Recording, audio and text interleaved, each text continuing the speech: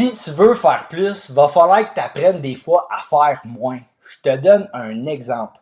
Tu as deux contrats. Tu en as un que c'est un client qui est de même, puis si ça te tente pas, tu n'as pas un bon feeling, parce qu'on se rappelle qu'un entrepreneur choisit son client, puis le client aussi choisit son entrepreneur. Mais tu as le premier client que tu n'es pas convaincu. Puis t'en as un autre que tu sais pas s'il va te signer, mais lui, là, le client que tu n'es pas sûr, tu sais que tu vas le signer la semaine prochaine ou qu'il est déjà signé. Puis t'en as un autre site que lui, ça a l'air d'être un plus beau contrat.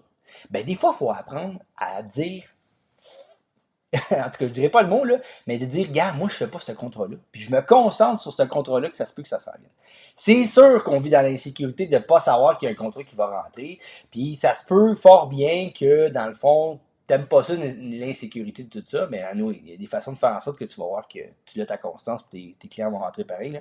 Mais des fois, il faut accepter de choisir un contrat puis d'en laisser aller un. En faisant ça, ce que tu vas faire, c'est que tu vas augmenter ta business parce que tu vas pas nécessairement travailler plus, tu vas travailler plus efficacement pour des contrats qui sont rentables avec des clients rentables. On se rappelle, un client qui est rentable, c'est un client qui est content de sa job, que tu as une bonne connexion avec, que tu sens que tu as un bon feeling pour ce contrat-là, puis tu es mieux d'aller d'avant. Fait que des fois, il faut que tu acceptes de peut-être laisser un peu d'argent sur la table pour te concentrer en faire plus encore sans travailler plus parce que tu as décidé de choisir tes contrats.